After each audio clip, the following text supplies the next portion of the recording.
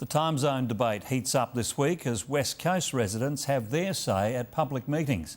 With South Australians divided on which way to turn our clocks, 7 News travelled to the Western Australian border where locals do things in their own time. The Border Village Roadhouse is the last stop before the WA border. While it sits in South Australia, it doesn't go by Central Standard Time. I just say it's because we're special people. Residents here and over the border in Eucla have their own time zone. During daylight saving, they're 105 minutes behind SA and 45 minutes ahead of WA. They call it Central Western Time. It's not officially recognised, but that doesn't seem to bother them. Oh, I've probably got used to it, so you just account for it. I find ringing WA's worse because you start here about 6 in the morning, so if you get on the phone and ring, it's like, nearly 5 o'clock over there, so they don't appreciate early morning calls.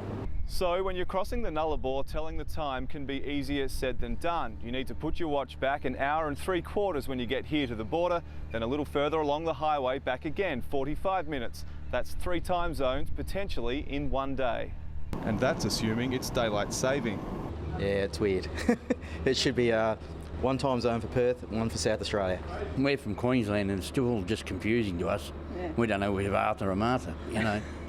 You don't know if you're coming or going. As South Australians debate whether to move forward in line with the eastern states or back closer to WA, some say we should split the difference. Dave Baxter's advice? No, it's just a waste of time. On the SA-WA border, Mark Mooney, 7 News.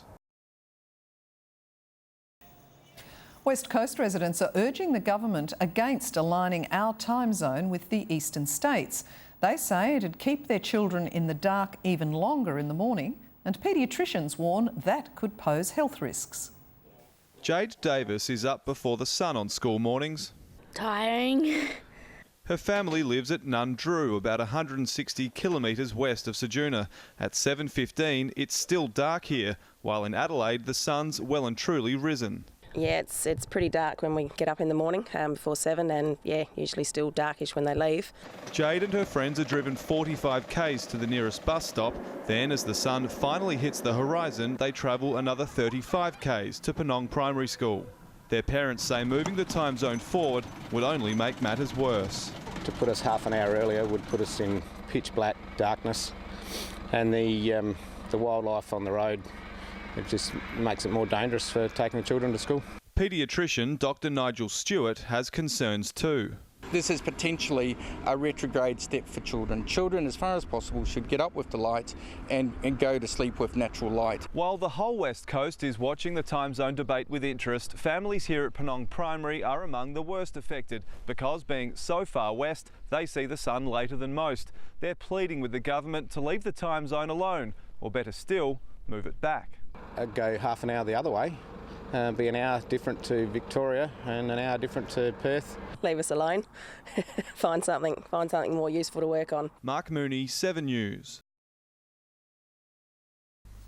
There have been heated scenes on the West Coast with residents telling the government they're ticked off by a proposal to change the state's time zone.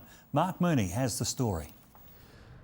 The Great Time Zone Debate Roadshow rolled into Port Lincoln this afternoon, giving residents a chance to have their say. But this morning it was Ceduna's turn, and locals there weren't backward in coming forward when explaining which way they think the clock should wind. Long-time local Alan Stott is cynical about the time zone discussion. I think it's a bit of a red herring. It's not the first time the issue's fired him up. In 1986, he made headlines by burning a clock in protest against a daylight saving extension. We sent the burnt clock and some ashes to Don Hopgood, who was the minister involved at that stage. Today he confronted the current minister at a public meeting where fellow residents were equally cynical. I think we're wasting our time sitting here because as Mr Smith said, the decision hasn't been made. Well, believe that if you may. If the government had made up their mind on this, I'd know about it. Residents say their kids already go to school in the dark and claim moving forward half an hour would amount to child abuse. And those who'd like to go to true Central Standard Time, put your hand up. Thank you, Minister. The minister copped criticism for jetting in after the sun had come up. So why didn't you arrive here at 7 o'clock in the morning and see what impact the dark has on us firsthand? He took the plane to Port Lincoln too, where the response was the same. We're cross about this. I mean, we are already half an hour of where we should be. We don't want to shift to Sydney time, thanks very much. Next week, the roadshow heads to Mount Gambier. Mark Mooney, 7 News.